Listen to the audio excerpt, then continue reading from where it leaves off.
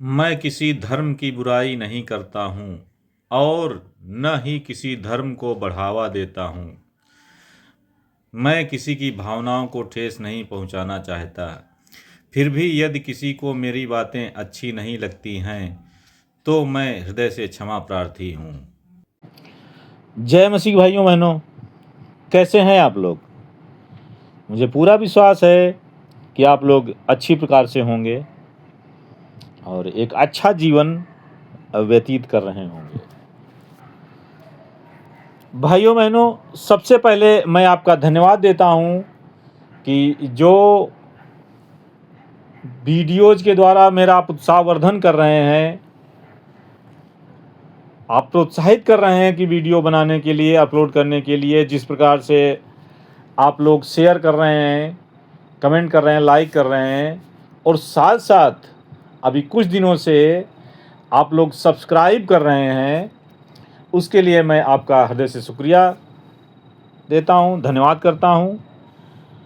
और आज का जो विषय है जिस पे मैं बात करना चाहता हूं, प्रेम पर मैं एक वीडियो ऑलरेडी बना चुका हूं, लगभग साल भर हो गया होगा पहले बनाया था। उसमें मैंने सारे एंगल, जो भी कोण हैं प्रेम के, किस प्रकार का हो सकता है प्रेम, क्या मतलब है प्रेम का, उसके बारे में मैंने वीडियो बनाया था। जिन व्यक्तियों ने, जिन लोगों ने वो नहीं वीडियो देखा था, उसका लिंक मैं डिस्क्रिप्शन में दे दूंगा, आप लोग वो वीडियो चाहें तो देख सकते हैं। फ़िलहाल मैं आज का जो दोबारा प्रेम पर मैं वीडियो बनाने जा रहा हूँ, बातचीत करने जा रहा हूँ, उसमें मैं बहुत ज़्यादा एंगल पे बहुत ज़्यादा विचार नहीं करूँगा, सिर्फ एक ही दो एंगल पे बात करूँगा। तो आइए शुरू करते हैं आज का वीडियो। भाइयों बहनों, प्रेम के बारे में लोगों की अलग अलग राय हो सकती है, अलग दृष्टिकोण हो सकता है, अलग सोच विचार हो सकती है। मैं उस पर विचार नहीं करूँगा, उस पर बहस नहीं करूँगा। मेरा जो विचार है, मैं वो अपना विचार रखना चाहता हूँ कि प्रेम निस्वार्थ होना चाहिए। प्रेम के पीछे, प्रेम करने के पीछे कोई स्वार्थ नहीं होना चाहिए। और प्रेम नहीं, अगर कोई भी काम कर रहे हैं, आपका निजी स्वार्थ है, लालच है, तो फिर उस काम का या फिर प्रेम का परिणाम बहुत अच्छा नहीं होगा, या जो होना चाहिए वो नहीं होगा। इसलिए प्रेम जो निस्वार्थ भाव से होता है, वही सच्चा प्रेम है, वही असली प्रेम है। और उस प्रेम के बारे में बाइबल क्या कहती है, मैं उस वचन से बातचीत करना चाहूँगा। मैं आपको बताना चाहता हूँ, जिन लोगों को बाइबल के बारे में जानकारी है, उनको तो जानकारी खैर कोई बात नहीं, लेकिन जो नहीं जानते हैं बाइबल के बारे में, मैं उन लोगों को बताना चाहता हूँ कि बाइबल में एक पुस्तक है पुराने नियम में, जिसका नाम है श्रेष्ठ गीत, या इंग्लिश में सॉन्ग ऑफ सोलोमन।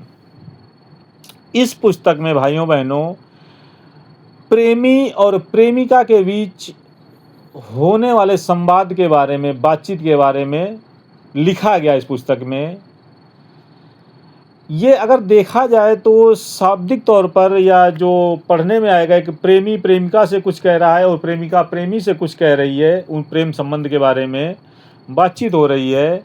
लेकिन अगर इसे आध्यात्मिक या भावनात्मक दृष्टि से देखा जाए तो ये प्रभु यीशु मसीह और कलीसिया के बीच के प्रेम संबंध को दर्शाया जा रहा है।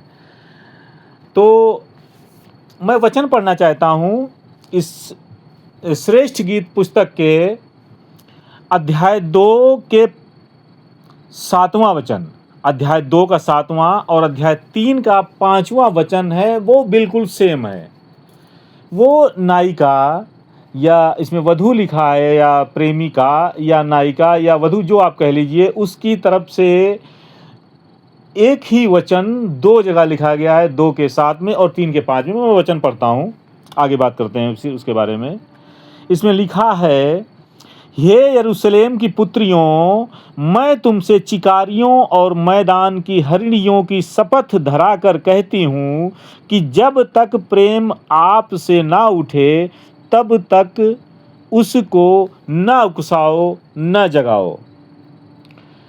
मैं ज़्यादा बात नहीं करूँगा, मैं सिर्फ एक ही बात बताऊँगा करूँगा जो वचन से मैंने समझा, जो प्रकाशन मिला है कि जो नायिका है वो कह रही है अपनी सहेलियों से कि हे यरूशलेम की पुत्रियों, मैं तुमसे चिकारियों और मैदान की हरिणियों की शपथ धरा कर कहती हूँ। मतलब जब कोई व्यक्ति अपनी बात को बहुत ही पुरजोर तरीके से और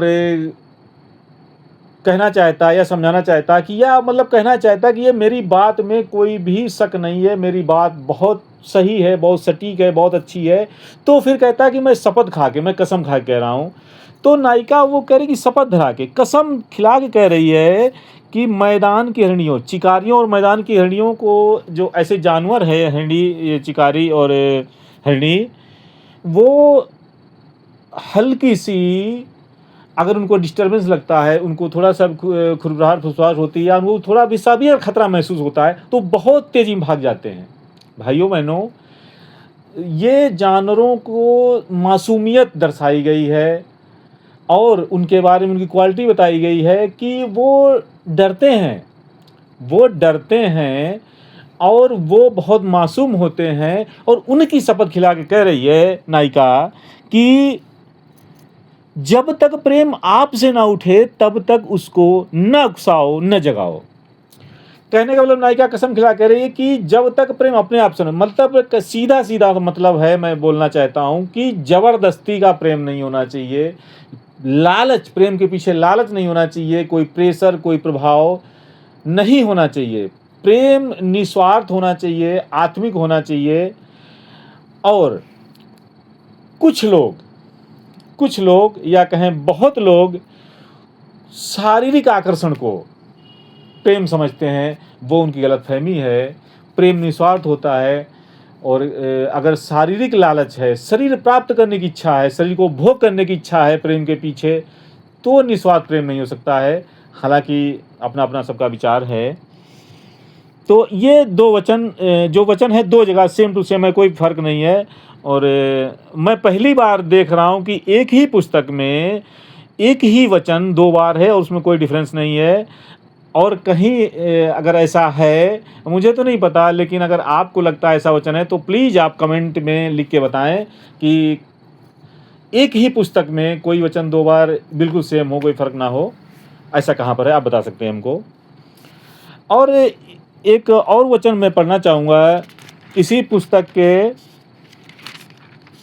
अध्याय 8 के 6 और 7 वचन पे मैं बात करना चाहूँ, उसके बाद मैं वीडियो बंद कर दूंगा। तो इस वचन में लिखा है, मुझे नगीने की नाई अपने हृदय पर लगा रख और ताबीज की नाई अपनी बाँह पर रख, क्योंकि प्रेम मृत्यु के तुल्य सामर्थी है और ईर्ष्या कब्र के समान निर्दयी है। उसकी ज्वाला अग्नि की दमक है, वरन परमेश्वर ही की ज्वाला है। भाइयों बहनों, मैं ज़्यादा नहीं इस पे व्याख्या करूँगा, लेकिन मैं सिर्फ एक चीज़ जो मुझको अच्छी लगी, प्रकाशन मिला, मुझको समझ में आया कि प्रेम जो है उसमें बहुत ताकत है, बहुत पावर है, बहुत एनर्जी है।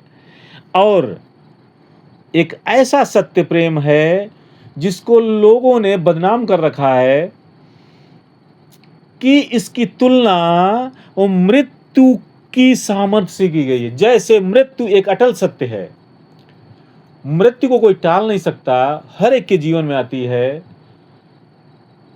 और बहुत ही पावरफुल है, ये अटल सत्य है, एक शाश्वत सत्य है। वैसे ही वो प्रेम भी एक अटल सत्य है, एक शाश्वत सत्य हर एक के जीवन में होता है।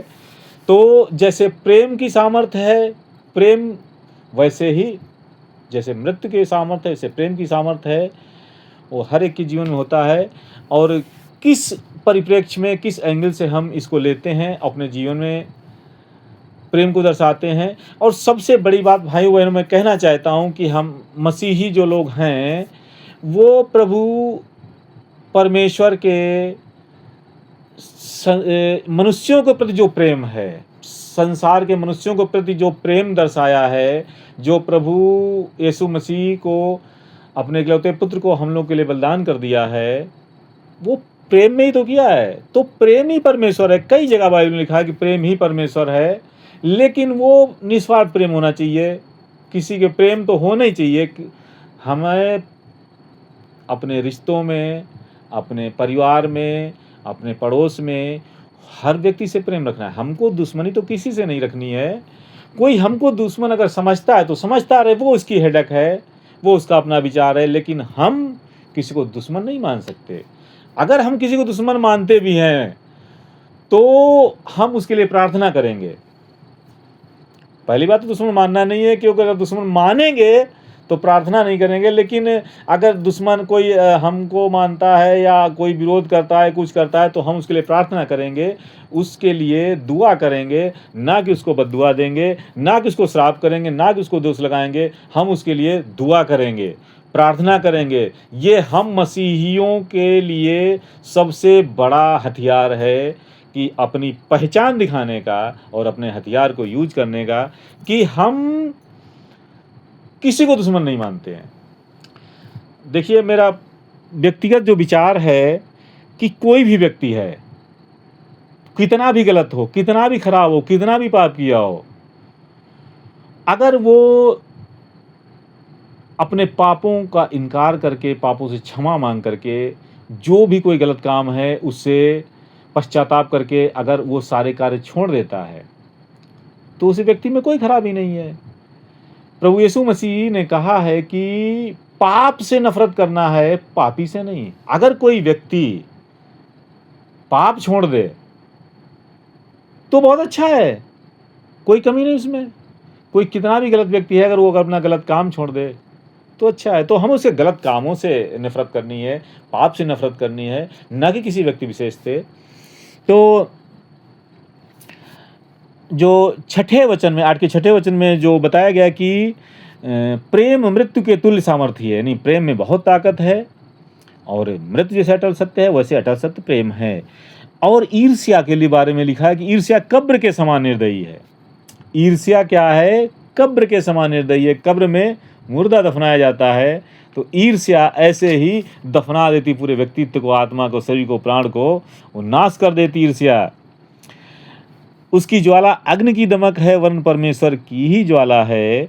और 7वें वचन में लिखा है कि पानी की बाढ़ से भी प्रेम नहीं बुझ सकता, और न महानदों से डूब सकता है। यदि कोई अपने घर की सारी संपत्ति प्रेम की संति दे दे तो भी वह अत्यंत तुच्छ ठहरेगी। कहने का मतलब है कि प्रेम को खरीदा नहीं जा सकता, प्रेम की कोई कीमत नहीं है।